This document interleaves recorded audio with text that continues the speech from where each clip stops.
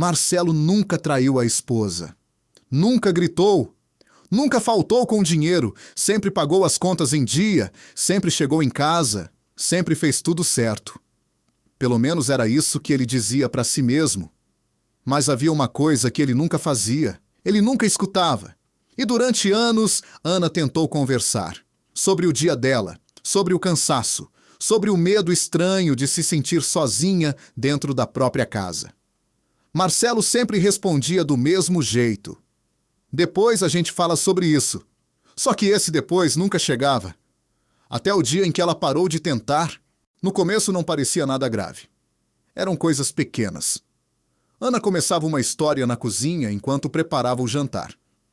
Marcelo respondia com distraído, os olhos presos no telemóvel. Ela tentava de novo no sofá, já à noite, contando algo que tinha acontecido no trabalho. Ele dizia que estava cansado, que falavam depois. No carro, no café, antes de dormir. Sempre havia um depois. E o mais perigoso das coisas pequenas é que elas nunca parecem urgentes. Só que repetidas todos os dias, elas começam a ocupar espaço. Um espaço que cresce sem fazer barulho. Com o tempo, Ana começou a falar menos. Não por drama, por cansaço. As conversas viraram respostas curtas. As perguntas desapareceram.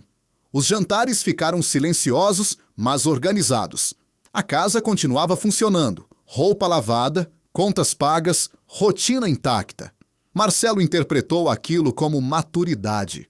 Achou que o relacionamento tinha entrado numa fase tranquila, sem conflitos, sem discussões, sem desgaste. O que ele não percebeu é que algumas relações não acabam com brigas. Acabam quando uma pessoa para de tentar ser ouvida. Um dia, Marcelo chegou em casa e percebeu algo diferente. Não foi algo visível, foi ausência. Ana não comentou o trânsito, não perguntou do trabalho, não falou sobre o próprio dia. Apenas sorriu educadamente e seguiu a rotina. Ele estranhou, mas também sentiu um certo alívio. Finalmente, paz. Finalmente, silêncio. Ele não entendeu que aquele silêncio não era calma. Era desistência, porque quando alguém para de reclamar, nem sempre significa que aceitou. Às vezes só significa que cansou. Demorou alguns dias até ele perguntar. "Você está estranha", falou quase sem pensar, enquanto mexia no telemóvel. Ana demorou para responder. Não por dúvida, por cuidado. "Eu não estou estranha, Marcelo. Eu só parei de insistir." Ele franziu a testa sem entender. Insistir em quê? Ela respirou fundo, mas não chorou. Em conversar com alguém que nunca está. Aquela frase não veio com grito, não veio com lágrimas. Veio calma. E talvez por isso tenha doído mais. Porque algumas verdades não precisam de volume para desmontar alguém. Nos dias seguintes, Marcelo começou a reparar em coisas que sempre estiveram ali. Mensagens antigas sem resposta.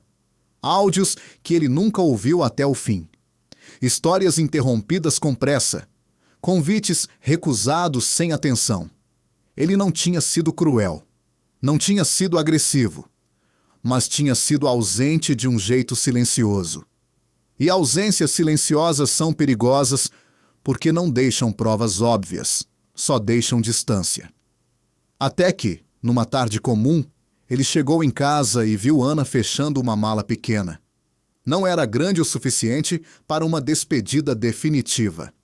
Mas era grande o suficiente para um aviso. "Vou passar uns dias na casa da minha irmã", ela disse, tranquila. Ele perguntou por quê, já com a voz falhando, e ela respondeu sem raiva. "Eu preciso lembrar como é conversar sem disputar atenção." Naquele momento, Marcelo entendeu que não estava perdendo uma discussão. Estava perdendo presença. E presença, quando vai embora, raramente avisa duas vezes. Algumas pessoas acham que relacionamentos acabam por grandes erros, traições, mentiras, explosões. Mas muitas vezes não é assim. Às vezes, o que destrói uma história são silêncios repetidos, conversas adiadas, atenções negadas em pequenas doses diárias. Porque o amor não morre de repente. Ele vai ficando sem espaço para respirar. E quando alguém que sempre tentou começa a se calar, não é paz. É o último sinal. Se essa história fez você pensar em alguém, talvez ainda dê tempo de escutar enquanto a voz ainda existe. E se você acredita que histórias simples também podem mudar a forma como a gente vê a vida, escreve aqui nos comentários o que mais te marcou. Eu leio todos. E se quiser mais histórias que fazem a gente sentir e refletir sem pressa, segue o canal. Porque às vezes tudo o que a gente precisa é aprender a ouvir antes que seja tarde.